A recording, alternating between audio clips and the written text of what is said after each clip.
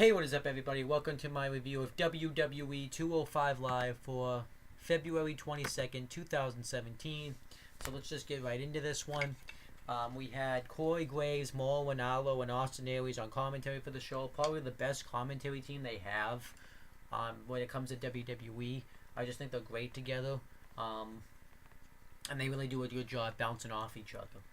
So we had the first match on the show. It was the Brian Kendrick versus Akira Tozawa. I thought this match actually was a good opening matchup. Akira Tozawa dominates the first half of the matchup, and he beats the crap out of the Brian Kendrick, which I thought was quite good. And then eventually Kendrick slams Akira Tozawa's head against the steel post, which looked brutal, and he plants him face first against the LED board of the ring apron. I thought that was awesome. And then Kendrick tries to put him into the captain's hook, but Akira Tozawa was able to reverse it, and then he hits a forearm off the apron, and then eventually hits a torpe suicida onto Kendrick, but then eventually Kendrick's able to he ends up trapping Akira Tozawa's foot into the guardrails that hold up the ring, which I thought was something different that I haven't seen before. And Akira Tozawa ends up getting trapped there, and Kendrick goes back in the ring, and he ends up winning by countout. So I actually kind of liked this finish here. It was a different finish, a finish I'd never seen before, and I thought it was good. So then the Brian Kendrick gets interviewed backstage, and he said that this thing between him and Akira Tozawa isn't over yet. Right now he's just teaching him lessons, and lesson number one was if you want to get somebody's attention, you beat them down and you show that you mean business. And then lesson number two was to win at any means necessary. So overall I thought the promo was good, and I actually am kind of enjoying the Kendrick Akira Tozawa feud. I think it's actually been pretty solid. So then Noam Dar gets interviewed, and Noam Dar says that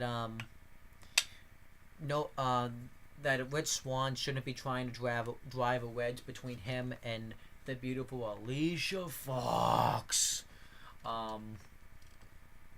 And he says that the reason Alicia Fox isn't here tonight is because she's sick, so there's nothing going on, and that was about it. Didn't really care for this. So now it seems like they're going to do a Noam Dar Rich Swann feud, I guess, by the way they kind of acted here, and it's like, why? You know, it's kind of like Rich Swann was just the Cruiserweight champion a month ago, and now he's just being diminished to this feuds. It just seems like Alicia Fox just kind of ruins any feud she's in. But whatever. I think she's trying to stay relevant, so. But then we had Noam Dar versus Mustafa Ali. I actually thought this was a good, solid matchup here. Mustafa Ali dominates the first half of it. He ends up hitting a sick torpe carhila on the outside. And afterwards, Austin was like, "Oh, Mamma Mia," just kind of mocking Mauro Ranallo, which I thought was funny. And then eventually, Noam Dar chop blocks him knee first. And he ends up landing face first into the apron, and Noam Dar dominates the matchup for a while, but then eventually Mustafa Ali starts to make a comeback, and then he goes for the inverted 450, but Noam Dar moves out of the way, and then he ends up hitting a knee to the face for the win, and that was it. I'm glad Noam Dar went over, because he hasn't really won a match. I don't even remember the last time he's won a match, so he definitely needed a big victory, so, and it does show that he can win a match without Alicia Fox ringside.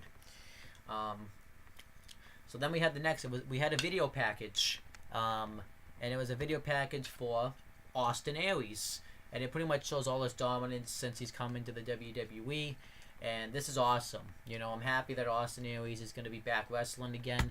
He's been great on commentary, and he's been great, you know, but it's time for him to be back doing what what he's also great at, and that's wrestling, because I think he's a tremendous wrestler. And I actually kind of can't wait for him to finally have his first match in the Cruiserweight division. I really wish that they had played it up as a surprise, though. Where afterwards that they had waited till Fastlane, and they had Neville after he defeats Jack Gallagher, talk about how he's destroyed the entire cruiserweight division. Then Austin Aries could have said, "You didn't destroy everybody in the cruiserweight division.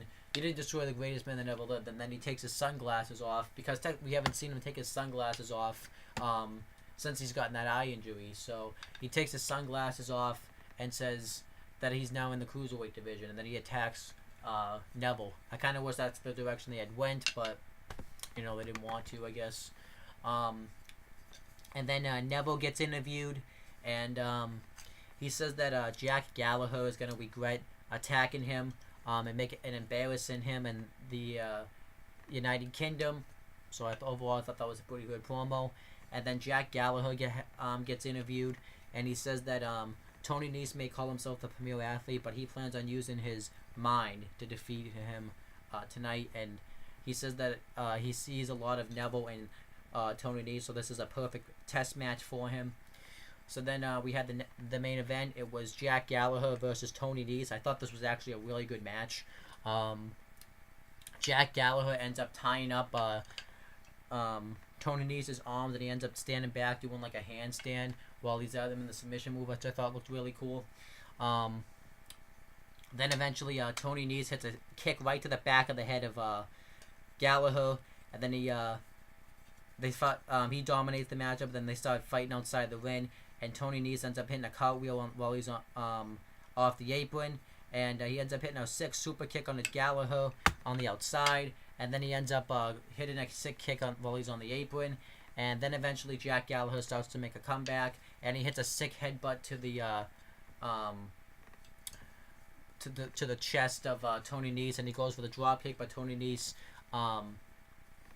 ends up rolling out into the apron. So Gallagher tries to go after him, and then eventually he ends up hitting a headbutt to the chest again, and Tony Nese falls into the tree of woe position, and Gallagher's about to put him away, but then Tony Nese hits a spider German suplex off the apron, and he goes to go off the top rope, but Gallagher catches him with a headbutt off the top, and then he ends up hitting the drop kick into the corner for the win, and that was it. I expected Neville to come out and attack Jack Gallagher, which I kind of wish had happened because it would have made sense because he's all weak and everything, but it didn't happen. So it is what it is. But overall, I thought the match was really good, and overall, I thought 205 Live was actually really good. It had a lot of really good matches. It had feuds I care about, like the Kendrick, Akira Tozawa feud, and the Gallagher Neville feud, and here in Austin Aries coming to 205 Live soon makes me excited. So yeah, I thought 205 Live, I thought they really stepped their game up and produced a really good show. So if I had to rate it, I'm going to rate it a 7 out of 10. So that's pretty much it, guys. Make sure to subscribe to this channel and my CM Brothers and Owen Talkinator channel, because I'm about to upload a video on my CM Brothers channel. And that's pretty much it, guys. Talk to you later.